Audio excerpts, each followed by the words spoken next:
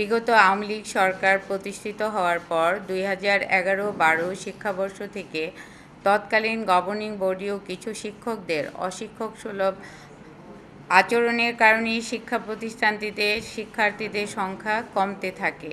যখন শিক্ষার্থীর সংখ্যা বেশি ছিল তখন শিক্ষক কর্মচারীদের মাসিক বেতন ছিল 17 লক্ষ টাকা।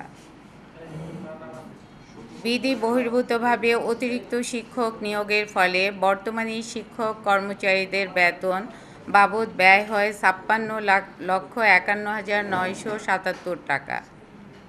বর্তমানে শিক্ষক কর্মচারী মিলিয়ে কর্মরত আছেন 169 জন। এর মধ্যে শিক্ষক কর্মরত আছেন 142 জন, কর্মচারী 27 জন।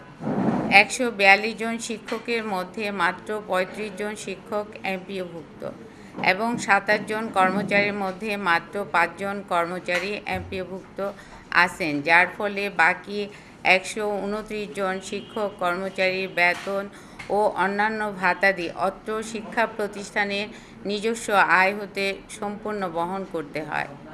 বর্তমানে শিক্ষা প্রতিষ্ঠানটিতে 2143 জন শিক্ষার্থী রয়েছে। 15% শিক্ষার্থী ফি মওকুফের পর তাদের কাছ থেকে মাসিক একাডেমিক ফি বাবদ আদায় হয় 16,34,000 টাকা। অথচ বর্তমানে শিক্ষক কর্মচারীদের মাসিক বেতন বাবদ ব্যয় হয় 26,51,977 টাকা মাত্র। এর সাথে মাসিক বিদ্যুৎ বিল, ওয়াসার বিল, প্রিন্টিং বিল, internet bill, software bill, municipality tax, উৎস ও মূসক কর এবং জেনারেটরের জ্বালানি খরচ, মেরামত ও আনুষঙ্গিক জিনিসপত্র ক্রয় বাবদ প্রতি মাসে প্রায় 3 লক্ষ টাকার মতো খরচ হয়। সর্বমোট মাসিক ব্যয়ের পরিমাণ দাঁড়ায় 29,51,977 টাকা প্রায়। মাসিক সর্বমোট ঘাটতির পরিমাণ 13,17,977 টাকা। বাৎসরিক সর্বমোট ঘাটতির পরিমাণ দাঁড়ায় 1,97,35,724 টাকা প্রায়। বছরে এই বিপুল পরিমাণ ঘাটতির টাকা শিক্ষক কর্মচারীদের বেতন বকেয়া হওয়ার মূল কারণ। 2005 সালে ডিআইএ রিপোর্ট অনুযায়ী বর্তমানে প্রতিষ্ঠানটিতে শিক্ষার্থীর অনুপাত অনুযায়ী প্রায় দ্বিগুণ শিক্ষক কর্মচারী কর্মরত আছেন। প্যাটার্ন ও বিধি বহির্ভূতভাবে খেয়াল খুশি মতো 17 বছর যাবৎ শিক্ষক কর্মচারী নিয়োগের কারণে শিক্ষা প্রতিষ্ঠানটি আর্থিক সংকটে পড়েছে। প্রতি বছর 3-4 মাস করে শিক্ষক কর্মচারীদের বেতন বকেয়া হওয়ার কারণে বর্তমানে 13 মাস বেতন বকেয়া হয়েছে। ঢাকায় এলিভেটেড এক্সপ্রেসওয়ে নির্মাণের ফলে অত্র প্রতিষ্ঠানে 3টি ভবন, স্কুল শাখার পশ্চিম ভবন, স্কুলের মার্কেট ভবন ও কলেজ ভবন, এর মধ্যে একটি ভবন সম্পূর্ণ ভেঙে ফেলা হয়, 2টি ভবন 1/3 ভেঙে ফেলা হয়, যার ক্ষতিপূরণ বাবদ সরকার সেতু ভবনের মাধ্যমে যাত্রাবাড়ী আইডিয়াল স্কুল অ্যান্ড কলেজকে 5,90,17,260 টাকা প্রদান করেন।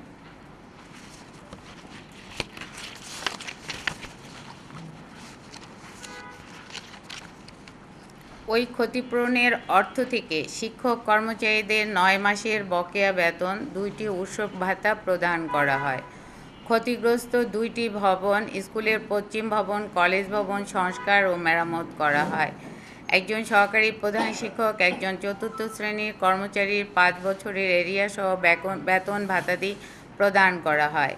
সাবেক অধ্যক্ষ জনাব আবু ইউসুফের বকেয়া রেখে যাওয়া 9 লক্ষ টাকার পেন্টিং বিল পরিশোধ করা হয়।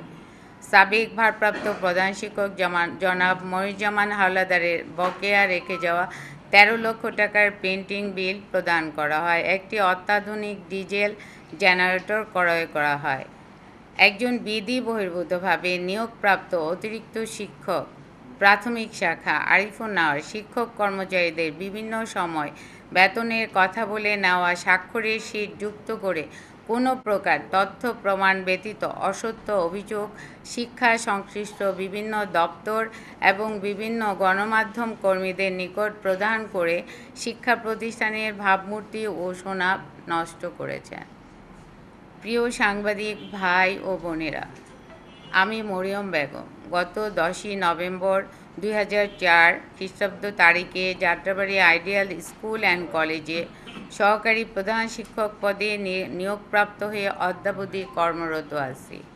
2008 খ্রিস্টাব্দ সালের জাতীয় নির্বাচনের পূর্বে সাবেক প্রধানমন্ত্রী বেগম খালেদা জিয়া যাত্রাবাড়ি চৌরাস্তায় নির্বাচনী প্রচারণায় আসলে আমি প্রচারণা অনুষ্ঠানে বক্তব্য রাখি, যার ফলে তৎকালীন প্রশাসন আমাকে বিএনপি ট্যাগ দিয়ে আমার উপর প্রশাসনিকভাবে অসহনীয় নির্যাতন ও নিপীড়ন করেছেন। পরবর্তীতে আওয়ামী লীগ ক্ষমতাসীন অবস্থায় 2009 খ্রিস্টাব্দে আমাকে বিধি বহির্ভূতভাবে অন্যায়ভাবে প্রতিষ্ঠান থেকে বের করে দেয়। 2013 সালে বিজ্ঞ আদালতের ন্যায়সঙ্গত রায়ের মাধ্যমে আমি আবার প্রতিষ্ঠানে পুনরায় যোগদান করি, কিন্তু 2010 সাল থেকে আমার এমপিওভুক্তকরণের নথিটি অগ্রাহ্য না করে 10 বছর আমাকে এমপিওভুক্ত সহকারী প্রধান শিক্ষক হওয়া থেকে বঞ্চিত করেছেন। আমার নিয়োগের বৈধতা পেতে নিম্ন আদালতের দ্বারস্থ হই এবং 5 বছর মামলা পরিচালনা করে খরচ জোগাতে আমার স্বর্ণালঙ্কার পৈতৃক জমি বিক্রি করতে বাধ্য হয়েছি। 2017 সালে অত্র প্রতিষ্ঠানের জনাব আবু ইউসুফ মহামান্য হাইকোর্টের চাকরিচ্যুত হলে জনাব মোহাম্মদ মনিরুজ্জামান হাওলাদার, সাবেক আওয়ামী লীগের এমপি জনাব কাজী মনিরুল ইসলাম সাহেবের বোনজামাই হওয়ায় শিক্ষা সংশ্লিষ্ট দপ্তরসমূহকে ম্যানেজ করে বিধিবহির্ভূতভাবে সহকারী শিক্ষক থেকে ভারপ্রাপ্ত প্রধান শিক্ষকের দায়িত্ব বাগিয়ে নেয়। তারপরে তিনি একটি বিনা নির্বাচনে অবৈধ পকেট গভর্নিং বডি তার অনুগত লোকদের সদস্য বানিয়ে ঢাকা শিক্ষা বোর্ড হতে অনুমোদন করিয়ে নেন। মন্ত্রণালয়ের নির্দেশে ঢাকা শিক্ষা বোর্ড প্রতিষ্ঠানের অবৈধ গভর্নিং বডি ও জনাব মনিরুজ্জামান হাওলাদারের নিয়োগ বাতিল করেন। অতিরিক্ত জেলা প্রশাসক শিক্ষা ও আইসিটি ঢাকা 2020 সালের নভেম্বর মাসে আমাকে অধ্যক্ষ ভারপ্রাপ্তির দায়িত্ব প্রদান করেন। জনাব মনিরুজ্জামান হাওলাদার বোর্ডের আদেশের বিরুদ্ধে হাইকোর্টে একাধিক রিট করে হেরে যান। শিক্ষার বিভিন্ন দপ্তর থেকে জনাব মনিরুজ্জামান হাওলাদার প্রতিষ্ঠানের বিরুদ্ধে তদন্ত পাঠালে প্রত্যেকটি তদন্ত প্রতিবেদন তার বিপক্ষে চলে যায়। এখন তার পক্ষের কিছু আওয়ামী লীগ মনা শিক্ষক কিছু অভিভাবক দিয়ে বিদ্যালয়ের পরিবেশ অস্থিতিশীল করার জন্য সর্বোচ্চ চেষ্টা চালিয়ে যাচ্ছে। শিক্ষা মন্ত্রণালয়াধীন পরিদর্শন ও নিরীক্ষা অধিদপ্তর কর্তৃক তদন্ত রিপোর্ট অনুযায়ী যাদের চাকুরি সমস্যাযুক্ত তারা এই বিষয়গুলো সহযোগিতা করছে। গত 19 আগস্ট 2024 খ্রিস্টাব্দ তারিখে জনাব মনিরুজ্জামান হাওলাদার ও তার অনুসারী কিছু শিক্ষক হোসেন আফরোজারা শিল্পী, আরিফুন নাহার, হাসনা খানম, আফরোজা বেগম ইতি, মোহাম্মদ আলামিন মিয়া এবং স্থানীয় আবু নাসের ভূঁইয়া, রেজাউল করিম, আটলান্টিক খোকন, কমল প্রমুখ ব্যক্তিদের কুপ্ররোচনা উৎসাহে প্রতিষ্ঠানের কিছু উচ্ছৃঙ্খল সাবেক শিক্ষার্থী ও বখাটে কিশোর গ্যাংয়ের সদস্যরা অত্র প্রতিষ্ঠানে একটি ভীতিকর নৈরাজ্যমূলক মব ভায়োলেন্স তৈরি করে প্রতিষ্ঠানটি দখলে নিয়ে যায়। আরিফুন নাহার, যিনি আলমারি ভেঙে প্রতিষ্ঠানের গুরুত্বপূর্ণ নথিপত্র, নগদ টাকা, ল্যাপটপ নিয়ে গেছে, যার ভিডিও ফুটেজ সংরক্ষিত আছে। হাসনা খানম, যিনি 1 বছর যাবৎ আত্মহত্যার নাটক মঞ্চস্থ করে সামাজিক যোগাযোগ মাধ্যমে অনবরত পোস্ট করে আমাকে আতঙ্কে রাখছেন। এই সমস্ত ঘটনা থেকে নিরাপদ থাকে আমি ঢাকা মেট্রোপলিটন পুলিশ যাত্রাবাড়ি থানায় একাধিক সাধারণ ডায়েরি করেছি। জনাব মোহাম্মদ মনিরুজ্জামান হাওলাদার ও তার অনুসারী শিক্ষক ও স্থানীয় আওয়ামী স্বার্থান্বেষী মহল আমার ও প্রতিষ্ঠানের বিরুদ্ধে পরিকল্পিতভাবে বিভিন্ন ব্যক্তি, সংস্থা, অফিস, আদালত, গণমাধ্যমে বিভিন্ন ধরনের অপপ্রচার, প্রোপাগান্ডা চালাচ্ছে, যার তদন্ত করে বিভিন্ন শিক্ষা সংশ্লিষ্ট দপ্তর কোনো সত্যতা পান নাই। তারপরেই শিক্ষা মন্ত্রণালয়ের পরিদর্শন ও নিরীক্ষা অধিদপ্তরের তদন্ত শেষে জনাব মনিরুজ্জামান হাওলাদারের বিভিন্ন দুর্নীতি, অনিয়ম, স্বেচ্ছাচারিতা ও ক্ষমতার অপব্যবহারের প্রমাণ পায়, যেখানে তিনি 12 জন শিক্ষককে জ্যেষ্ঠতা লঙ্ঘন করে এমপিভুক্ত করেছেন। তার সহকারী শিক্ষক হতে সহকারী প্রধান শিক্ষক পদে নিয়োগের সম্পূর্ণ প্রক্রিয়াটি সাজানো, ত্রুটিপূর্ণ এবং অবৈধ বলে উল্লেখ করা আছে। তার বিভিন্ন দুর্নীতির সত্যতা খুঁজে পায় প্রায় 34 লাখ টাকা, 1475 টাকা, 3,19,23,758 টাকা আত্মসাৎ করেছেন বলে উক্ত ডিআই রিপোর্টে উল্লেখ রয়েছে। জনাব মনিরুজ্জামান হালদারকে সহকারী প্রধান শিক্ষক পদ হতে চূড়ান্ত অব্যাহতি প্রদান করার সিদ্ধান্ত গৃহীত হয়েছে, যার বাস্তবায়ন প্রক্রিয়াধীন অবস্থায় আছে। কিন্তু তার অপতৎপরতা, অপপ্রচার, প্রোপাগান্ডা ছড়ানো বন্ধ হয়নি। শুধু তিনি নন, তার কিছু অনুসারী শিক্ষকরাও এই সমস্ত কাজে লিপ্ত এবং তারা জনাব মোহাম্মদ মনিরুজ্জামান হালদারকে সহযোগিতা করছে। আমার এবং অত্র প্রতিষ্ঠানের বিরুদ্ধে আর্থিক দুর্নীতির যে অভিযোগ করা হয়েছে তা সম্পূর্ণ মিথ্যা, বানোয়াট ও ভিত্তিহীন। আমি এর তীব্র প্রতিবাদ জানাচ্ছি।